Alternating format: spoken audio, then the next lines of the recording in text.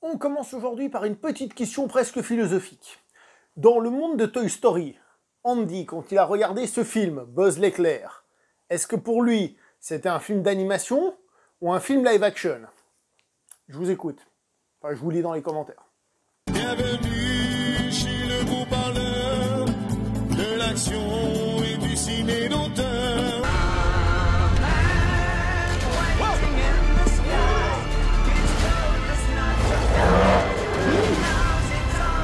Bonjour à vous les cinéphiles et bienvenue dans cette critique en post-top projection. On va parler aujourd'hui du film Buzz l'éclair, Buzz Lightyear, le film donc en 3D qui sort chez nous au cinéma. Donc un film dans l'univers de Toy Story, mais un peu particulier, on va revenir un petit peu par étapes. Il est réalisé donc par Angus MacLane, qui n'a rien à voir avec le Nakatomi Plaza, j'ai envie de la placer celle-là. Donc réalisateur qui a travaillé depuis longtemps chez Pixar, il est pratiquement sur tous les films. Il avait réalisé quelques courts-métrages, il était co-réalisateur du Monde de Dory et c'est son premier long-métrage en solo. Au niveau des voix, donc Buzz l'éclair en VO perd sa voix d'origine pour être doublé désormais par Chris Evans. Est-ce que c'est un manque de respect? Non, au contraire, c'est logique parce que ce n'est pas le même Buzz l'éclair. J'ai entendu dire que ce film était un spin-off. Est-ce que ce film est un spin-off? J'ai entendu dire que ce film était un préquel. Est-ce que c'est un préquel? C'est tout ça et rien à la fois, parce qu'en réalité, ce film, c'est le film que Andy, donc je rappelle, Andy, c'est celui qui possède les jouets, donc, dont le Buzz l'éclair et compagnie. Donc c'est Andy qui a vu ce film étant gamin. Donc nous, on regarde le film qui est dans l'univers de Toy Story. Vous voyez? Donc le Buzz l'éclair qu'on a là, c'est un Buzz l'éclair, on va dire, qui n'est pas un jouet, qui est un véritable personnage de science-fiction, un véritable ranger de l'espace et compagnie, d'accord? Du coup, est-ce que c'est un spin-off? Pas vraiment. Est-ce que c'est un préquel? Oui, parce que c'est le film que Andy a vu et qui lui a donné envie d'avoir le jouet. Mais est-ce que c'est un préquel? Est-ce que je veux dire, est-ce qu'avec ça, vous allez découvrir des trucs de ouf sur l'univers? Non, c'est plus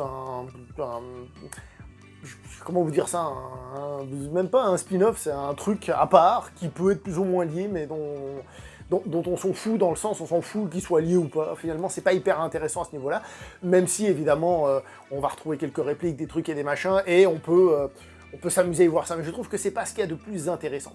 Le film se fait un petit peu ramasser partout, j'entends partout dire que c'est un mauvais film et tout.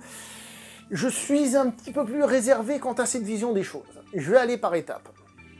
Bon, on va zapper ce qui est assez facile. Le visuel, oui, il est très beau. Ça fait longtemps que j'ai pas vu des films d'animation un peu moins bling-bling, justement. Donc j'aurai un peu de la peine à estimer par rapport à ce qui se fait actuellement un peu partout dans les différents types de dessins. Généralement, Pixar, c'est quand même le top.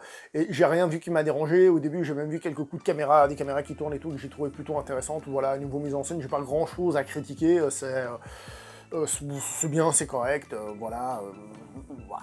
Au niveau du film en lui-même, le début du film, j'ai eu envie un peu de me tirer des balles, parce qu'il y avait un humour qui était très très gras, qui accompagnait ces débuts de film, et j'étais vraiment pas dedans, vraiment pas dedans.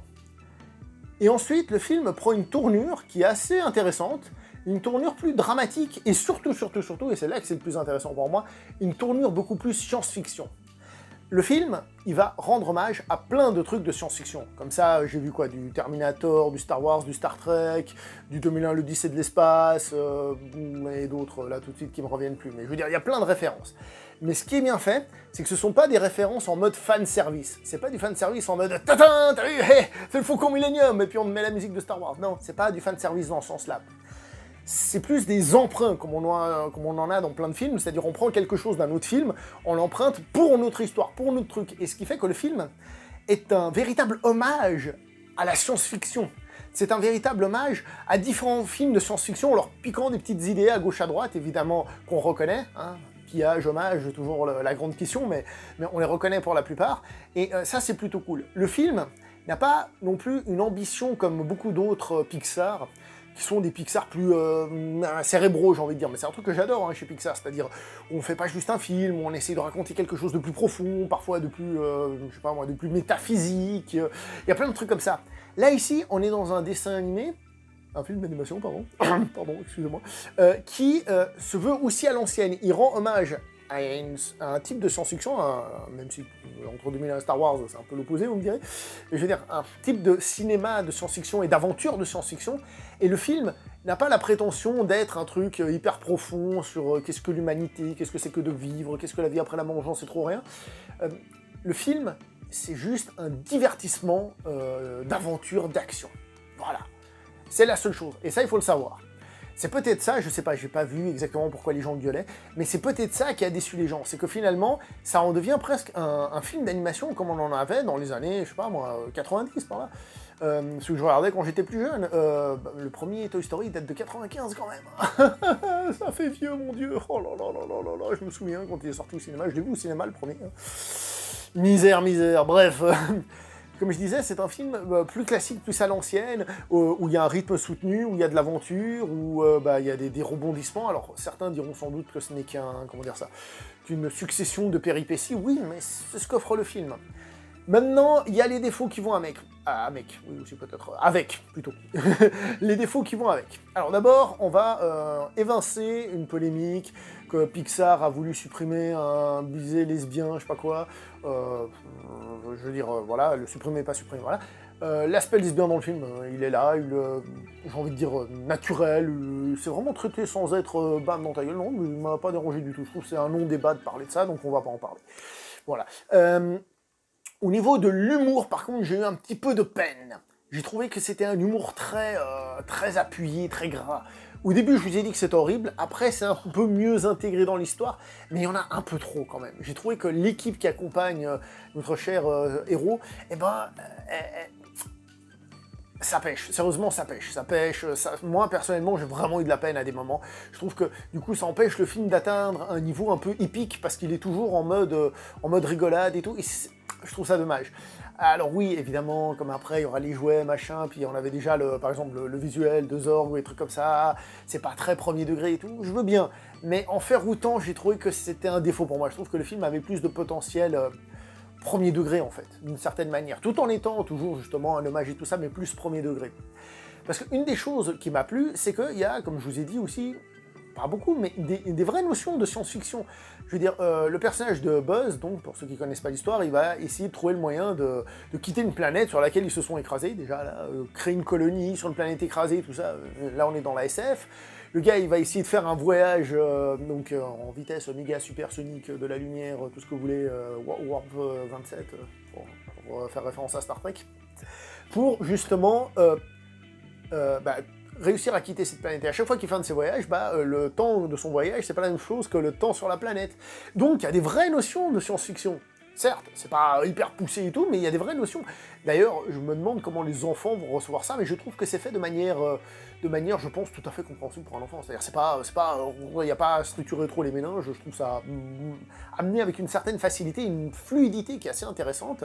Donc je reviens pour dire que il y a 2-3 petites idées de SF, et le film, justement, il est très fluide, il a plusieurs phases, ça passe d'un point à l'autre. Bon, il y avait des connards dans la salle, je le dis clairement, qui étaient là-bas et qui auraient mieux fait de fermer leur gueule à un moment donné. Moi, je suis pas du genre à trop parler, mais j'ai pété un plomb. Après, ils se sont tus.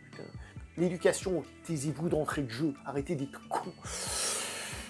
Je disais donc, pardon, excusez-moi, que le film a plusieurs phases et tout, il mélange assez bien les choses. Le personnage du chat, par exemple, qui s'appelle Sax, je me suis marré, je suis peut-être le seul con. Bon, bref, ça s'écrit pas pareil. Je l'ai trouvé plutôt cool et tout. L'histoire globale, il y a, comme on l'a dit, 2-3 notions de SF, tout ça. Non, sérieusement, le film, je trouve qu'il a des bonnes intentions, mais qui sont peut-être pas les intentions qu'on a actuellement, et peut-être que ça peut décevoir, parce que ce sont pas des intentions au rabais, mais ce sont des intentions plus classiques. D'accord ? Attention, faire du simple, de l'efficace et tout, c'est pas des trucs au rabais, mais peut-être plus classique. Là, maintenant, on va te faire des références en mode « Regarde la référence, fanservice, le film ne fait pas trop, même si on a un peu, il y en a qui vont gueuler là-dessus. » Je pense, je suppose. Le film, comme j'ai dit, il est moins de métaphysique, ouais, mais parce que le film, il est simple et il est efficace. Voilà. Efficacité, contrebalancée pour moi par l'humour et tout, qui fait que ça perd un peu de puissance. Et qu'on se le dise ou non, l'humour est aussi parfois certaines références, pas forcément mal faites, mais un peu trop appuyées. Il y en a qui sont mélangées à de l'humour, par exemple. Là, le truc qui pourrait faire un fan service, mais il y en a vraiment une qui m'a fait cet effet, pour être tout à fait honnête, et je vous dis pas ce que c'est. Là, j'ai trouvé que c'était un petit peu lourd. Moi, c'est vraiment le côté, les personnages qui vont avec, l'humour, tout ça, qui a alourdi le film, qui pour moi aurait pu être un peu moins lourd et un petit peu plus fun à suivre comme ça. Mais bon, ça c'est un point de vue. Est-ce que je recommande? Perso, écoutez, ouais. Alors j'ai entendu dire qu'il se plantait aux États-Unis, comme quoi il y a vraiment personne qui l'aime à part moi. Et je le surkiffe pas, hein, c'est loin d'être mon Pixar préféré, hein, on va pas se mentir, très très loin. Mais est-ce que c'est un film que je recommande pour les enfants? Écoutez, ouais, je pense qu'on passe un bon moment. Les adultes, je pense qu'ils arriveront à se divertir. Et puis voilà, quoi. Certes, il n'a pas d'ambition d'être un chef-d'œuvre, mais voilà, sans plus. Je me suis dit, en voyant le type de film, justement, le côté plus aventure classique, je me suis dit, tiens, c'est bizarre qu'il soit pas sorti directement sur Disney+, quoi. Ce serait le genre de produit, mais je pense que s'il sortait sur Disney+, on aurait encore plus peut-être cette sensation de simplicité mélangée avec le fait qu'il sort directement sur une plateforme des VOD, donc en plus le côté un peu téléfilm qui serait venu titiller tout ça. C'est pas le cas. Parenthèse, mais vous l'aurez peut-être remarqué, je sais qu'il y avait déjà eu un film Buzz l'éclair, qui était une espèce d'épisode pilote à une série télé, que je n'ai pas vu, donc je sais pas de quoi ça parle dans cette série télé.